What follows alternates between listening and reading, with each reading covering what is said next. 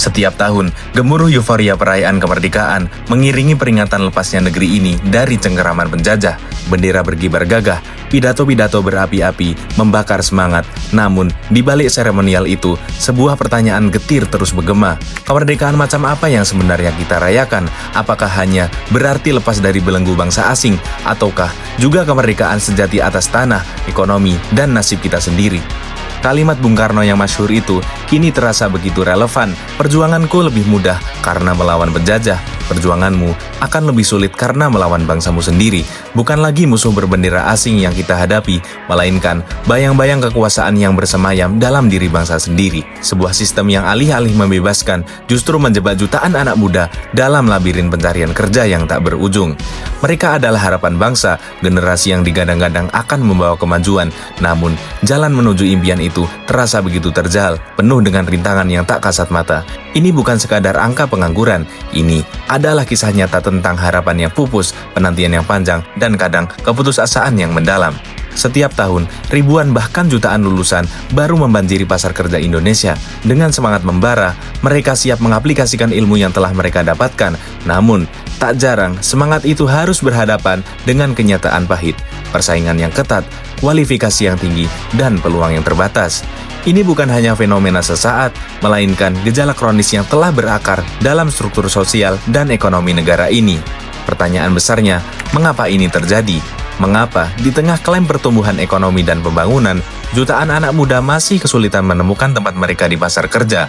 Jawabannya tersembunyi dalam sejarah panjang kekuasaan dan ketimpangan yang tak pernah benar-benar terurai.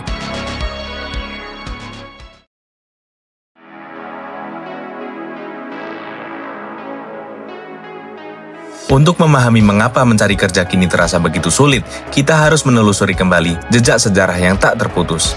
Dari VOC yang menjajah negeri ini demi monopoli rempah-rempah dengan tangan besi, hingga era modern yang dipenuhi kelicikan segelintir elit politik dan ekonomi Indonesia. Indonesia tak pernah benar-benar lepas dari cengkeraman kekuasaan VOC. Sebuah perusahaan dagang yang diberkahi hak-hak istimewa, layaknya sebuah negara, adalah cikal bakal kolonialisme korporat di negeri ini. Mereka membasmi perlawanan, memanipulasi penguasa lokal, dan menguras kekayaan alam demi keuntungan segelintir orang di Eropa. Pola ini secara menyakitkan masih terus berlangsung.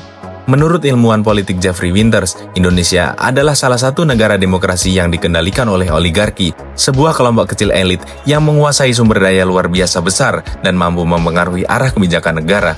Kekayaan mereka yang seringkali berasal dari warisan, monopoli, atau kolusi, kini menguasai lebih dari 45% kekayaan nasional. Sementara jutaan rakyat di bawah sana hanya punya remah-remah. Laporan Oxfam di Infit di tahun 2021 serta Kelios pada September 2024 menunjukkan betapa timbangnya distribusi kekayaan ini. Kekayaan 50 triliuner teratas di Indonesia setara dengan 2,45% APBN 2024 dan setara dengan kekayaan 50 juta orang Indonesia. Ini bukan sekedar kesenjangan ekonomi, melainkan sebuah penjajahan struktural, di mana kekuasaan dan kekayaan terpusat pada segelintir pihak, menghambat pemerataan kesempatan. Warisan VOC terletak dalam pola relasi kuasa yang menempatkan elit lokal sebagai perpanjangan tangan. Bahkan setelah kemerdekaan, struktur kekuasaan patrimonial kolonial itu bertahan. Birokrasi yang tadinya melayani penjajah, kini melayani penguasa nasional. Militer yang awalnya membela negara, merambah ke sektor bisnis. Nasionalisasi aset-aset Belanda seolah radikal, namun faktanya, banyak korporasi asing dan nasional kembali masuk melalui pintu yang berbeda, menguasai tanah dan sumber daya atas nama pembangunan.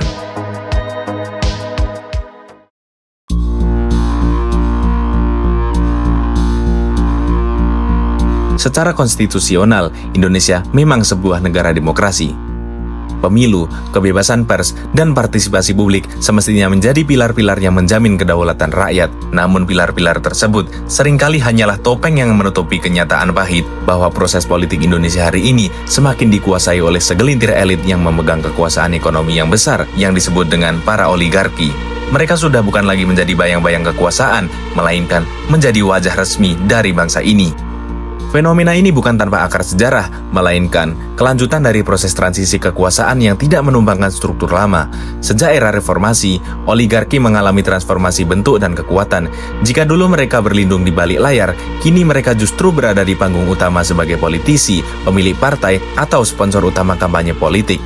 Kehadiran mereka membuat demokrasi Indonesia hari ini lebih menyerupai demokrasi prosedural, di mana rakyat hanya diminta hadir 5 tahun sekali di bilik suara tanpa memiliki kendali atas proses pengambilan keputusan yang menyangkut hidup mereka sehari-hari.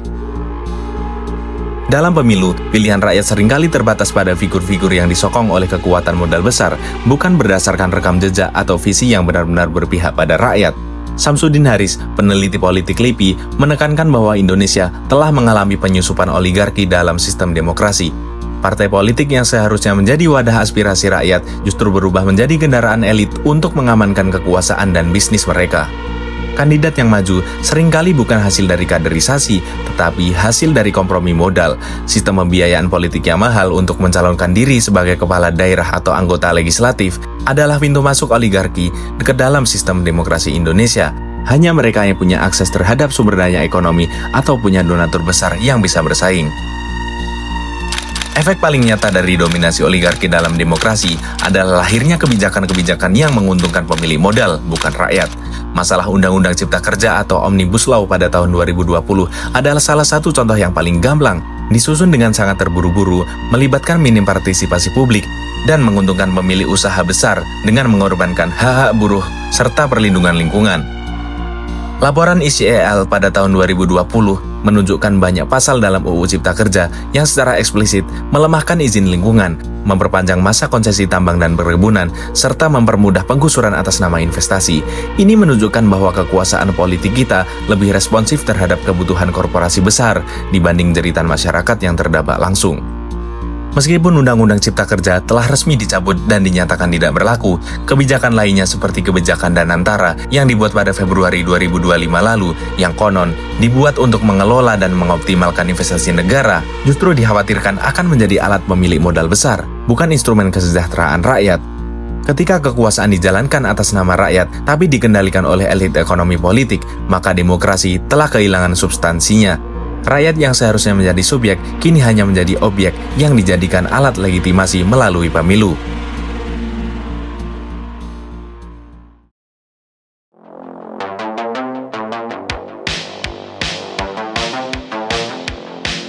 Lantas, bagaimana semua ini berdampak pada jutaan pencari kerja di Indonesia? Mereka adalah korban langsung dari sistem yang timpang. Bayangkan, untuk hanya satu lowongan kerja, ratusan, bahkan ribuan pelamar harus bersaing. Sebuah kompetisi brutal, bukan hanya karena jumlah angkatan kerja yang melimpah, tapi karena lapangan kerja yang diciptakan tidak sebanding dengan laju pertumbuhan ekonomi yang terpusat. Lapangan pekerjaan yang tersedia cenderung padat modal dan minim tenaga kerja, serta berpihak pada korporasi besar, bukan pada masyarakat luas. Disparitas antara lulusan dan kebutuhan industri memang menjadi dalih klasik yang sering diutarakan. Namun, bukankah ini juga cerminan dari kegagalan sistem pendidikan yang tidak diselaraskan dengan kebutuhan nyata industri yang justru dikendalikan oleh para elit dan kepentingan modal? Akibatnya, banyak lulusan yang harus melakukan reskilling dan upskilling setelah lulus agar bisa bersaing. Beban untuk meningkatkan keterampilan dan relevansi jatuh sepenuhnya ke pundak individu yang harus berjuang dengan biaya dan waktu yang tidak sedikit demi mengejar relevansi yang terus berubah, seolah-olah kesalahan hanya ada pada mereka, bukan pada sistem yang timpang. Di samping itu, di tengah perjuangan yang tak berujung ini, ada juga tekanan ekonomi dan mental yang tak bisa dihindari. Biaya hidup yang terus meningkat, tuntutan dari keluarga, dan kebutuhan pribadi seringkali mendorong mereka untuk mengambil pekerjaan-pekerjaan sementara, bahkan tidak sesuai dengan jurusan dan passion mereka. Upah minimumnya tidak sebanding dengan biaya hidup, sistem kerja kontrak tanpa jaminan, dan penghilangan hak dasar buruh dalam kebijakan seperti UU Cipta Kerja adalah indikator jelas bahwa ekonomi Indonesia dirancang untuk pertumbuhan bagi segelintir elit, bukan pemerataan dan kesejahteraan rakyat banyak. Penolakan yang berulang, rasa tidak berharga, dan tekanan dari lingkungan bisa menjadi beban yang sangat berat, memicu kecemasan, dan bahkan depresi di kalangan generasi muda.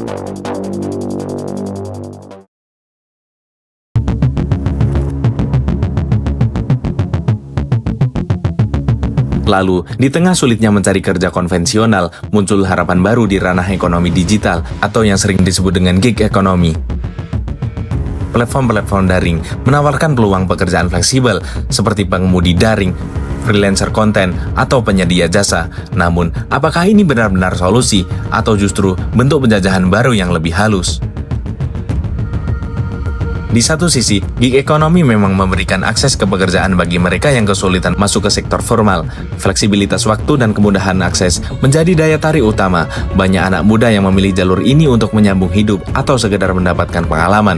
Namun, di sisi lain, gig ekonomi seringkali datang dengan jebakan. Pekerja di sektor ini umumnya tidak memiliki jaminan sosial, asuransi kesehatan, atau hak-hak buruh yang setara dengan pekerjaan formal.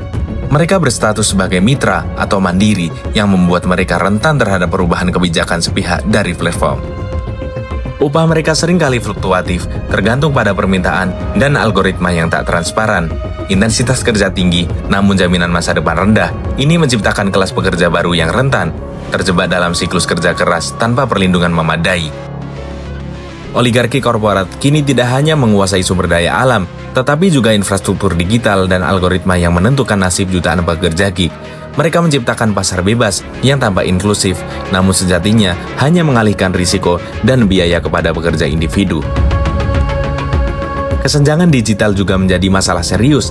Akses terhadap teknologi, internet stabil, dan literasi digital masih belum merata di seluruh Indonesia. Mereka yang tinggal di daerah terpencil atau tidak memiliki akses ini otomatis tertinggal dari peluang gig ekonomi. Ini memperlebar jurang antara mereka yang terhubung dan mereka yang terpinggirkan, menciptakan bentuk ketidaksetaraan baru dalam mencapai penghidupan.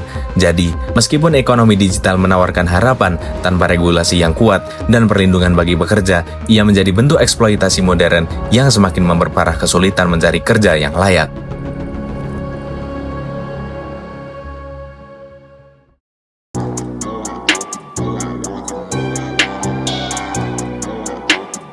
Namun di balik jeritan dalam diam, selalu ada percikan harapan. Tidak sedikit anak muda yang menolak menyerah pada takdir yang digariskan oleh oligarki.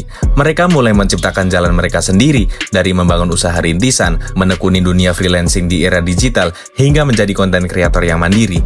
Ini adalah bentuk perlawanan, sebuah upaya untuk meraih kemerdekaan ekonomi di tengah keterbatasan. Mereka membuktikan bahwa inisiatif dan kegigihan individu mampu menembus batasan struktural, setidaknya di lingkup kecil.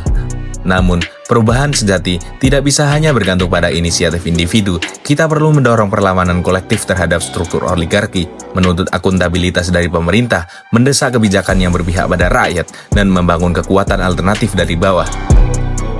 Sejarah telah membuktikan bahwa perubahan besar selalu dimulai dari kesadaran dan keberanian rakyat untuk menuntut haknya. Kebijakan seperti UU Cipta Kerja yang disusun terburu-buru dan berpihak pada pemilik modal adalah cerminan dari kekuasaan yang lebih responsif terhadap korporasi dibanding jeritan masyarakat. Namun, penolakan dan perlawanan yang masif juga menunjukkan bahwa suara rakyat tidak bisa sepenuhnya dibungkam. Mencari kerja di Indonesia hari ini bagi sebagian besar adalah sebuah perjuangan berat. Ini bukan sekedar persoalan kompetensi individu, tetapi sebuah pertarungan melawan struktur kekuasaan yang telah berakar ratusan tahun. Dari bayang-bayang VOC yang memonopoli, warisan kolonial yang tak pernah tuntas dibongkar, hingga oligarki modern yang membajak demokrasi, rakyat tak pernah benar-benar lepas dari cengkeraman. Namun di setiap kesulitan, ada peluang untuk bangkit, untuk menyadari bahwa kemerdekaan bukan sekedar simbol atau seremoni tahunan, melainkan kedaulatan atas hidup, atas tanah, atas suara, dan atas penghidupan yang layak. Selama rakyat masih menjadi objek pembangunan, bukan subjek yang menentukan arahnya, maka kemerdekaan hanya akan menjadi narasi kosong. Demokrasi yang dibaca oleh modal, sistem yang mempermudah eksploitasi atas nama investasi, dan memperkuat kepemilikan atas nama efisiensi adalah wajah baru dari penindasan yang harus kita lawan.